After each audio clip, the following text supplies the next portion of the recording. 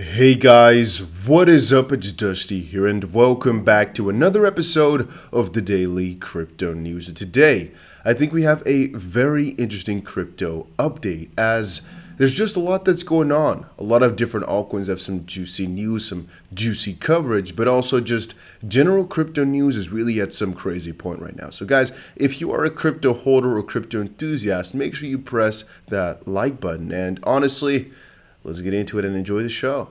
So without further ado, the first thing I want to briefly cover is the XRP price. I think you guys have all seen it, but really, it's fun to watch. It's fun to watch the XRP price play ping pong as we are literally seeing it go right now between the previous support line turn into a resistance and the 50 EMA. It's just a fun thing to watch. I've been watching it for a little while, as you guys have probably already noticed from the last couple of videos here. And so again, guys, our general narrative here is bullish. It looks as if the daily is going to confirm in about 50 minutes as well here that, again, it's going to be a bullish reversal here. Things are looking good. The only problem is, guys, that we wanted a little bit of a higher close to basically go and beat the pattern of downward sloping prices. Again, you can basically see that the closes are lower and lower and lower. That's not something which we really like to see.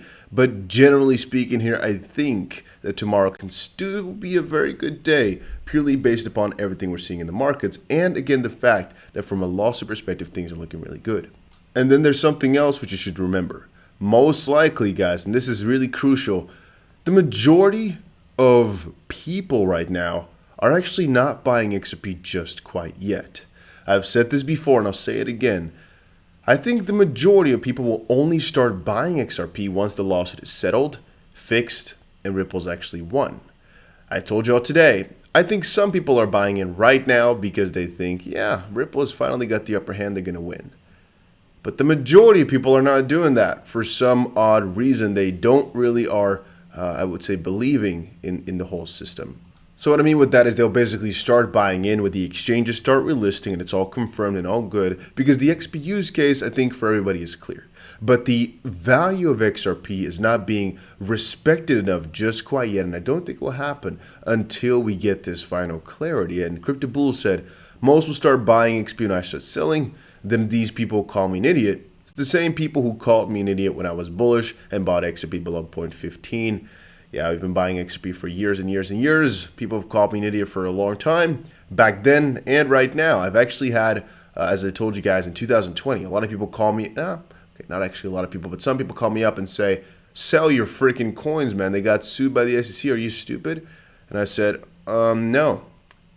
Did I stutter a little bit? You know, I'm like, well, what is going on? Now, to completely play an open book, I'm going to say here that sometimes people in your life, friends, I would say, can actually manipulate you to actually do something financial-wise that you might not want. As I've said before, when Ripple got sued, I had not a problem at all. I've been making videos at the point, and I was always telling my people, I'm holding through. I don't care really what happens. To be completely an open book, sometimes I did go to bed thinking, should I sell some coins? Should I diversify a little bit more? Why? Pure pressure from people, honestly. It is what it is. I never really thought they would lose. I never really was worried. It's just this pressure of thinking I maybe should diversify more that got to me.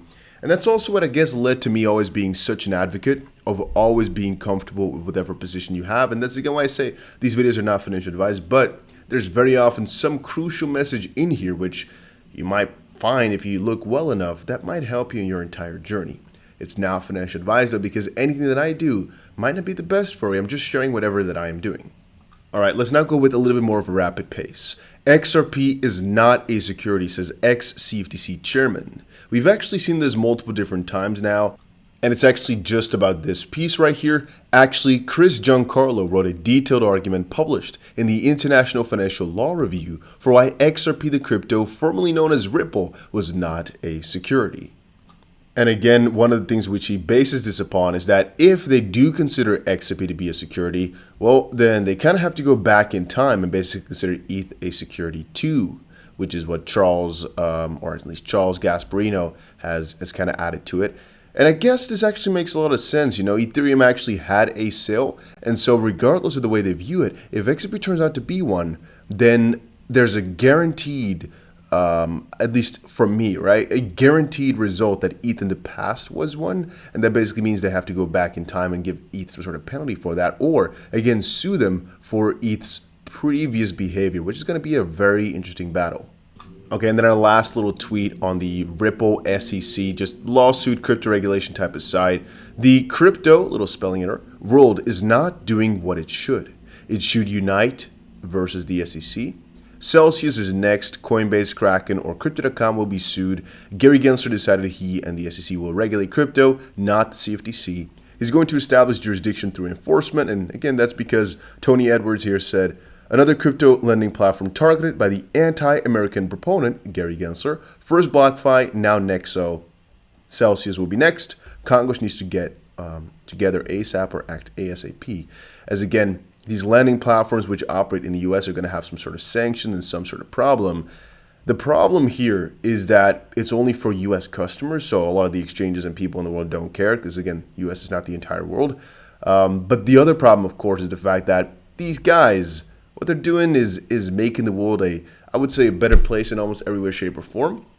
And by sanctioning them, by giving them negative stuff, I don't really understand exactly why. Is it a scam? Is it a Ponzi scheme? If so, take them on. Grab them by the butts and slap them a little bit. But I'm honestly just not 100,000% sure exactly where the fault lies. But maybe that's just my ignorance.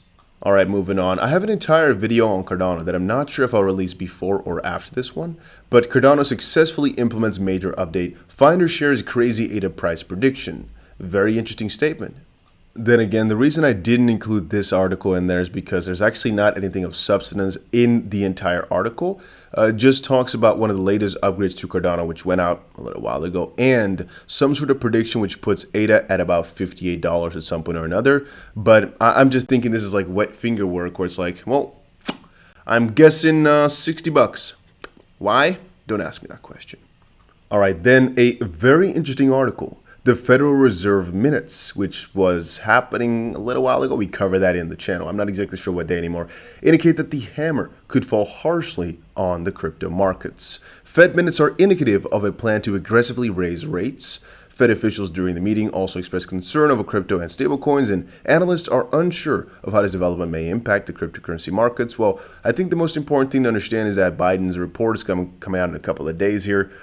We'll see exactly what's going to happen to crypto in that, so let's just wait it out, Let's not speculate too much on the uncertain parts of what exactly is going to come out of this meeting specifically. Biden's going to let go of a statement this week. We'll see what they think. We'll see what they say. We can worry about inflation all that we want, and indeed in March some very interesting things are going to happen to that. But most importantly is the speech that Biden's going to bring out, or the report or whatever, coming out in a couple of days. So let's watch that first and then start acting towards the future. Having said that, one thing that's a little bit closer, and that is something that you might want to watch out for a little bit more, is this Bitcoin, Russia, Ukraine tension connection. So as I've already described on the channel a couple of times right now, is that the Russia-Ukraine thing is very awkward, meaning we don't know exactly what the consequences for crypto are going to be because it's literally impossible to say. Logically speaking, Russia, a lot of other places around the world that we are not going to comment about here, have a lot of dollars. They want to play war or a game along those lines. They can dump the dollar, trying to crash that or work, in a negative way for the dollar a little bit. That's creating a lot of, tension basically, or not helping the tension at least. That could be something which we should be worried about or watching for and whatnot, but people are not realizing that. Because if, hypothetically speaking, that were to happen, or we talk about these rates or anything, in almost any way, shape, or form, it's bad for the U.S. economy. It's bad for stocks. And the de-risking that we talked about before, it shouldn't really affect something which should act as the hedge, like a Bitcoin. But also, if that dollar scenario which you just described did happen, it again shouldn't really be negative for a hedge as a Bitcoin. So it's not really too logical, actually. From that perspective, guys, I just stay bullish on this technology. Regardless of war, no war, doesn't matter. From the perspective that crypto will most likely just keep going up at a steady pace. There will be some ups, some downs, some manipulation, but the general direction, I would say, is upwards. But again, guys, this is just my opinion, not financial advice. All right, then I just have two small little articles about Vechain, and I got a couple of questions of people asking, is Vechain still worth it? For me, I would say very much so. Apparently, they're starting to move out a little bit. It said here, Vechain tech team to work out of Dublin, Ireland offices, while Foundation maintains Singapore presence.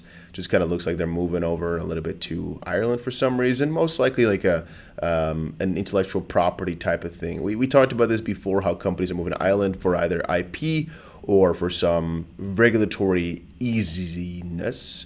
Yeah, it can be a lot of different reasons, but Ireland is usually a very nice country, also for tax purposes, which, for example, is why Google is partially set up right there. Then again, Singapore is also pretty friendly on the tax, so there must be some juicy reason, though, guys. They're not doing that for nothing.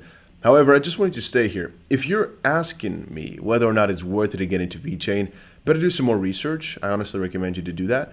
But if you want my opinion on the matter, I would say Vechain is one of the most used blockchains, not in terms of actual transactions amount or so, but in terms of partnerships that they've set in stone and mostly the connections that they've already made. So in use, I mean, I guess I should say usable, where we can actually see the use already being there. For a lot of other projects like a Solana or anything like that, or even a Stellar, the theoretical use is very obvious. We can all see exactly what they're trying to build and what they're trying to do, but to actually get into reality, even a Cardano, like I will talk about later, it's pretty easy to see what they're trying to do, but to actually see the result of that, it's a lot more difficult. And with Vechain, partially that's the same thing, because partially they're not as far as they always claim that they want to get.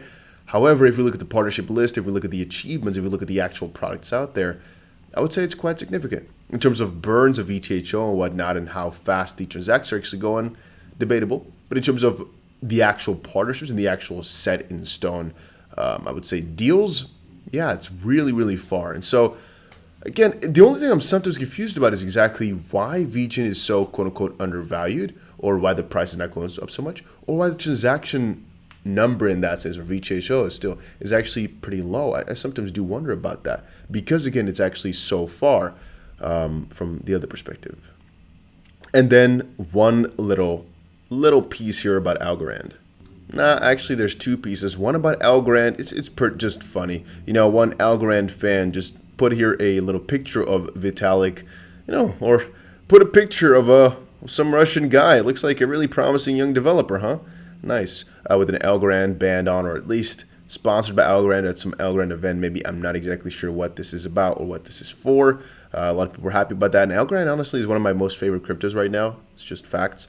And then this, I just wanted to showcase Coinbase's largest ever bug bounty, how a flaw in the new advanced trading feature would have allowed a malicious user to sell Bitcoin or any other coin without owning them, and how Coinbase's reaction speed on a Super Bowl Friday averted a possible crisis. The bounty was $250,000.